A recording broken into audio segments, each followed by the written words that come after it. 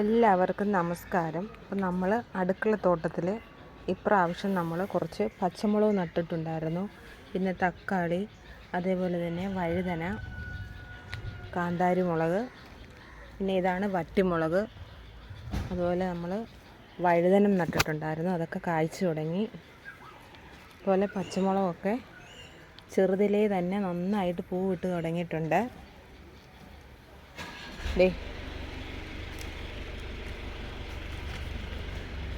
പിന്നെ നമ്മൾ പാവൽ നട്ടു കൊടുത്തിട്ടുണ്ടായിരുന്നു. അപ്പോൾ ഇതിൽ നിറയെ പാവയ്ക്ക ആയി തുടങ്ങിയിട്ടുണ്ട്. അപ്പം ഒരു 2-3 മാസം മുമ്പേ തന്നെ ഇത് കായ്ച്ചു തുടങ്ങി. അന്നേരം ഒരു 3-4 പാവയ്ക്കയൊക്കെ നമ്മൾ പറിച്ചു. അത് കഴിഞ്ഞ് വീണ്ടും ഇതിലേക്ക് പാവയ്ക്കയൊക്കെ ഉണ്ടായി തുടങ്ങിയിട്ടുണ്ട്. അപ്പോൾ ഇതിലാണെങ്കിൽ നമ്മൾ പേപ്പറൊന്നും കുത്തി കൊടുക്കേണ്ട ആവശ്യമില്ല. ഒരു പാവയ്ക്ക പോലും എനിക്ക് കേടായി കിട്ടിയിട്ടില്ല. അതുപോലെ തന്നെ ഇത് നമ്മൾ ജിമിക്കിയുടെ ആകൃതിയിലുള്ള ഒരു മുളകാണ്. ഇതിന് നല്ല എരിവുള്ളൊരു മുളകാണ് കേട്ടോ. അതുപോലെ തന്നെ ഇതാണ്ട് നമ്മൾ പച്ചമുളക് നട്ടു കൊടുത്തിട്ടുണ്ടായിരുന്നു. ഇതൊരു വെറൈറ്റി പച്ചമുളകാണ്. ഇതിന് അധികം വണ്ണമൊന്നുമില്ല, ചെറിയ കനം കുറഞ്ഞ പച്ചമുളകാണ്. നമ്മളിത് ഇത് നിറയെ കായ്ച്ചു തുടങ്ങിയിട്ടുണ്ട്. അതുപോലെ തന്നെ തക്കാളിയൊക്കെ പൂവിട്ട് തുടങ്ങിയിട്ടുണ്ട്. തക്കാളി നട്ടിട്ട് അധികം സമയമൊന്നും ആയിട്ടില്ല. ഒരു 3 ആഴ്ചയായിട്ടേ ഉള്ളൂ പൂവിട്ട് തുടങ്ങിയിട്ടുണ്ട്. അതുപോലെ തന്നെ മത്തനൊക്കെ പൂവിട്ട് തുടങ്ങിയിട്ടുണ്ട്, കായ്ക്കാറായി. പിന്നെ നമ്മൾ കുറച്ച് പയറിട്ട് കൊടുത്തിട്ടുണ്ടായിരുന്നു. നേരത്തെ ഈ ചട്ടിയിൽ തന്നെയാണ് നമ്മൾ പയറിട്ട് കൊടുത്തത്. അത് പറിച്ചതിന് ശേഷം അതിൻ്റെ തന്നെ അരി എടുത്തിട്ടാണ് നമ്മൾ പുതിയ പയർ ഇട്ട് കൊടുത്തിരിക്കുന്നത്. അപ്പോൾ പയറിൻ്റെ ചട്ടിയിലേക്ക് ഞാൻ പാവലും ഇട്ട് കൊടുത്തിട്ടുണ്ട്. ഇതിപ്പോൾ അങ്ങോട്ട് നമ്മൾ പാവൽ പെടുത്തും, ഇങ്ങോട്ട് നമ്മൾ പയറും പെടുത്തും. അതുപോലെ തന്നെ നമുക്ക് ചീമച്ചക്കയൊക്കെ ഇപ്രാവശ്യം നിറയെ പിടിച്ചിട്ടുണ്ട്. അതുപോലെ ഇത് ബഡാണ്, 3-ാം വർഷം തന്നെ കായ്ച്ചു തുടങ്ങി. നിറയെ ഉണ്ട് കായ. അതാണ്ട് ഒരു കൊലയിൽ തന്നെ 3-4 കായാണ്. അതുപോലെ തന്നെ മാങ്ങയൊക്കെ ഇപ്രാവശ്യം നിറയെ ഉണ്ടായിട്ടുണ്ട്. അപ്പം കുറച്ച് ഏറെ ആയിട്ടുണ്ട്. അപ്പം ഇതൊക്കെ പഴുക്കാറായിട്ടുണ്ട്. പഴുത്തൊക്കെ താഴെ വീഴാൻ തുടങ്ങി. നൊയമ്പായതുകൊണ്ട് ഇതിലൊന്നും ശ്രദ്ധിക്കാൻ സമയം കിട്ടിയില്ല. നമ്മൾ വൈകുന്നേരങ്ങളിലൊക്കെ രാവിലെയൊക്കെ ചെടിക്ക് വെള്ളം ഒഴിച്ചു കൊടുക്കാറുണ്ട്.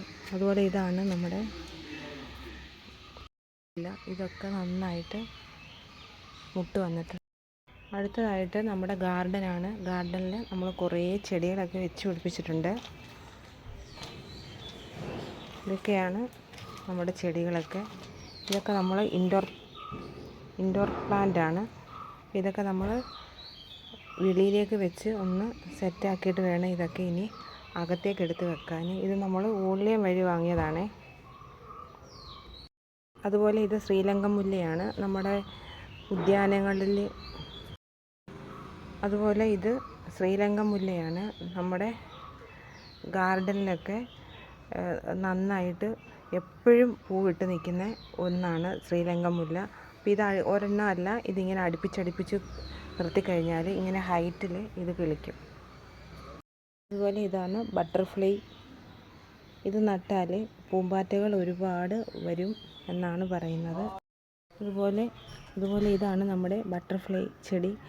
ഇത് നമ്മളിങ്ങനെ കുറേശ്ശെ ഓരോ ചട്ടിയിലാക്കി പിരിച്ച് നട്ട് കഴിഞ്ഞാൽ നല്ല ഭംഗിയാണ് കാണാൻ. പിന്നെ നമ്മുടെ മാവാണ്. ഇത് നമ്മൾ നട്ട് 3-ാം വർഷം തന്നെ പൂവിട്ട് കായ്ക്കാൻ തുടങ്ങുന്നുണ്ട്. ഇത് പിന്നെ നമ്മുടെ ഡാലിയയാണ്. ഡാലിയയ്ക്ക് നല്ല വെളിച്ചത്തിൽ വേണം ഡാലിയ വെക്കാൻ, അല്ലെങ്കിൽ ഡാലിയ ശരിയാവത്തില്ല. അതുപോലെ തന്നെ നമ്മൾ വെള്ളം ഒഴിച്ച് കൊടുക്കുകയും വേണം ഡാലിയ.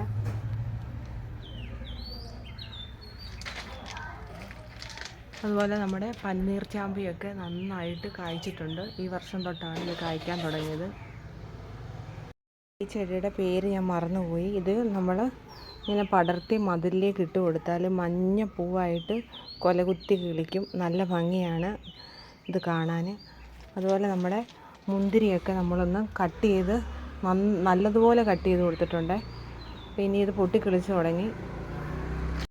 അതുപോലെ തന്നെ ഞാനൊരു മല്ലികാമാവിൻ്റെ തൈ വെച്ച് പിടിപ്പിച്ചതാണ്. അപ്പോൾ ഇത് നമ്മൾ മല്ലികാമാങ്ങ കഴിച്ചതിന് ശേഷം അതിൻ്റെ